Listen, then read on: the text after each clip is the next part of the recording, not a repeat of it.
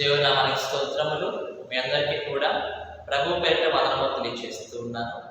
మరి ప్రతి దినములాగానే ఇవాళ కూడా దేవుడు మనతో ఒక మంచి వాగ్దానం మాట్లాడబోతున్నాడండి. కాబట్టి ఆ వాక్యాన్ని విన్న వాళ్ళు మీరు ఆ యొక్క వాగ్దానం పాటించండి. అలాగే అనేక మందిని మీరు ఈ యొక్క వాక్యాన్ని పంపించండి. వాళ్ళు కూడా దేవుడిలో ఎదుగుతూ ఉంటారు, ముందుకు వెళ్తూ ఉంటారు. అయితే ఇవాళ దేవుని యొక్క వాగ్దానం మనం చూస్తే కనుక మీకా గ్రంథము 7వ అధ్యాయము 8వ వచనం మనం చదువుకుందాం. మీకా గ్రంథము 7వ అధ్యాయము 8వ వచనం చూస్తే, నా శత్రువ నా మీద అతిశయింపవద్దు, నేను క్రింద పడినను తిరిగి లేతును. ఎంతో గొప్ప వాగ్దానం చూడండి. నా శత్రువ నన్ను చూచి నా మీద అతిశయింపవద్దు అంటున్నాడు. నిజంగా పాత నిబంధన కాలంలో అయితే కనుక యుద్ధాలు అంటే పోరాటాలు ఇవన్నీ కూడా జరుగుతూ ఉంటాయి. కాబట్టి శత్రువు ఎవరంటే కనుక దాని పక్క రాజ్యం వాళ్ళు, వేరే దేశం వాళ్ళు, వేరే ప్రాంతం వాళ్ళు శత్రువులు ఉండేవాళ్ళు. కానీ ఇప్పటి కాలంలో యుద్ధాలు లేవు, పోరాటాలు లేవు. అటువంటి కాలంలో మనకెవరు శత్రువు అంటే కనుక సాతానుడే మనకి శత్రువు.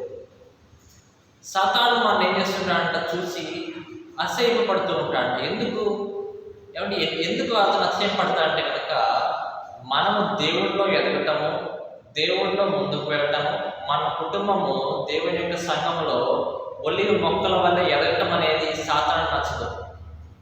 కాబట్టి ఏం చేస్తూ ఉంటాడు, ఏదో ఒక శ్రమ పెట్టాలి, క్రైస్తవునికి ఏదో ఒక శ్రమ పెట్టాలి, దాని ద్వారా దేవుడిని దూషిస్తూ ఉంటాడు, దేవుణ్ణి వదిలిపెడతాడేమో అని సాతాను అనుకొని ఏం చేస్తాడంట, తన జీవితంలో, క్రైస్తవుల యొక్క జీవితంలో, దేవుళ్ళో ముందుకు వెళ్ళే వారి జీవితంలో కొన్ని శ్రమలు పెడుతూ ఉంటాడు.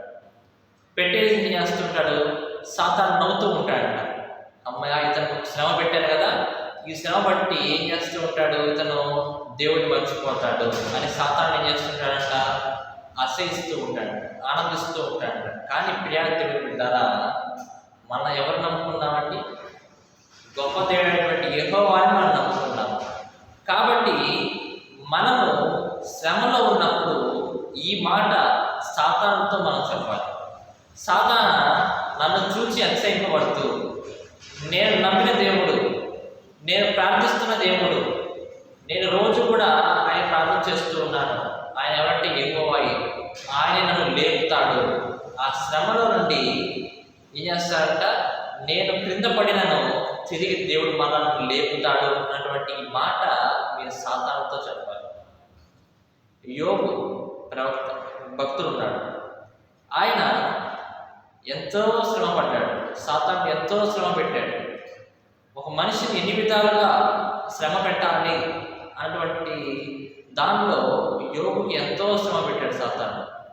అయితే ఏవైతే ఉన్నాయో అవన్నీ కూడా పోగొట్టేశాడు. మరి పిల్లలు కానీ, ఆస్తి కానీ అన్నీ కూడా పోయేలా చేశాడు. అయినను యోబు ప్రవక్త భక్తుడు దేవుడిలోంచి ఆయన తొలగిపోలేదు, దేవుడి మీద విశ్వాసం వదులుకోలేదు. ఇంకా దేవుడు ప్రార్థన చేస్తూనే ఉన్నాడు. దేవుడే ఇచ్చాడు, ఆయన ఇచ్చాడు. దేవుని దగ్గర నుంచి మనము అన్ని మేలుడే పొందాలా? ఏ కీళ్ళు పొందితే ఏమన్నా ఇబ్బంది అవుతుందా?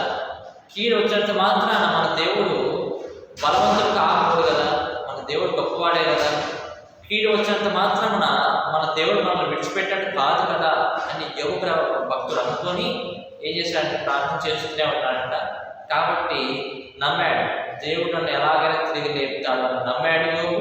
ఆ తర్వాత దేవుడు మరలా అతన్ని తిరిగి లేపి అతనికి గొప్ప ఆశీర్వాదం ఇచ్చినట్టు మనం చూస్తూ ఉన్నాము. మనం ఎప్పుడైతే కనుక శ్రమలో ఉంటామో దేవుడు ఒక మాట అంటాడు, కీర్తనలు 50 గ్రంథాలు అంటాడు, ఆపత్కాలంలో నాకు మొరపెట్టుము, నేను విడిపిస్తాను అని కీర్తనలు 50వ అధ్యాయంలో అంటాడు మాట. కాబట్టి ఆ మాట మనం జ్ఞాపకం చేసుకోవాలి, ఆ మాటలు మనకి జ్ఞాపకం రావాలి. మన శ్రమలో ఆ మాటలు మనకి జ్ఞాపకం వచ్చినప్పుడు మనం ఎప్పుడైతే కనుక ప్రార్థన చేస్తూ ఉంటామో అప్పుడు దేవుడు మనల్ని ఏం చేస్తుంటాడు, తిరిగి లేపుతాడు మనల్ని. పాప ఊపిలో పడిపోయినటువంటి మనల్ని మరలా దేవుడు తిరిగి లేపుతాడు. లేపేసేసి సాతానుడికి ఒక సిగ్గుముఖం పట్టిస్తాడు దేవుడు. సాతానుడే మరి పక్కకు వెళ్ళిపోతాడు నేను చూసి, బామ్మో ఇతను ఎన్ని శ్రమలు పెట్టినా సరే ఈ క్రైస్తవులు మారటం లేదు, దేవుడిని వదిలిపెట్టడం లేదు, ఇతను ఇక శ్రమలు పెట్టి వేస్ట్ అని చెప్పి సాతాన్ని ఏం చేస్తాను అనుకొని నేను దగ్గర నుంచి అతను వెళ్ళిపోవాలి. అంతేగాని అంటే సాతాన్నే అసహ్యపడుతూ ఉన్నాడు. సాధారణంగా ఈ లోకంలో మనం చూస్తే మనకెదన్నా మంచిగా రాబడి వస్తున్నా సరే, రాబడి వస్తూ ఉన్నా, ఇంట్లో మంచిగా జరుగుతున్నా సరే, పక్కింటి వాళ్ళు ఏం చేస్తుంటారు, మనం చూసి అసహ్యపడుతూ ఉంటారు. వామ్మ వాళ్ళకి అన్నీ వస్తూ ఉన్నాయి, మనకేం రావడం లేదు అని చెప్పి వాళ్ళు అనుకుంటూ ఉంటారు కదండి. మనుషులే అనుకున్నప్పుడు మనుషులే అసహ్యపడుతూ ఉన్నారు ఏమండి. మనుషులు అసహ్యపడుతూ ఉన్నప్పుడు సాతాను కూడా అసహ్యపడటంలో ఆశ్చర్యం ఏమీ లేదు కదండి. కాబట్టి అనేక మంది మనల్ని అవమానిస్తూ ఉంటారు, నిందిస్తూ ఉంటారు, మనల్ని పడగొట్టాలని చూస్తూ ఉంటారు. అయితే వాళ్ళు నిజంగా పడగొట్టరు, కానీ వారిలో ఉండే సాతాను యొక్క ఆత్మని వాళ్ళు అలాగే చేపిస్తూ ఉంటుంది. కాబట్టి వారి దగ్గర నుంచి తప్పించుకోవాలంటే, లేదా వారు పెట్టిన శ్రమలో పడిపోయినప్పుడు మనల్ని దేవుడు లేవనెత్తాలంటే కనుక దేవుడికి మనం మొరపెట్టాలి. ఎప్పుడైతే మనం దేవుడికి మొరపెడతామో అప్పుడు ఆయన మనకు సహాయం చేసేవాడుగా ఉంటున్నాడని చెప్పి దేవుడి వాగ్దానం ద్వారా శ్రమిస్తూ ఉన్నాడు. దేవుడి వాగ్దానం దీవించి ఆశీర్వదించుకుంటాడు. ఆమేన్.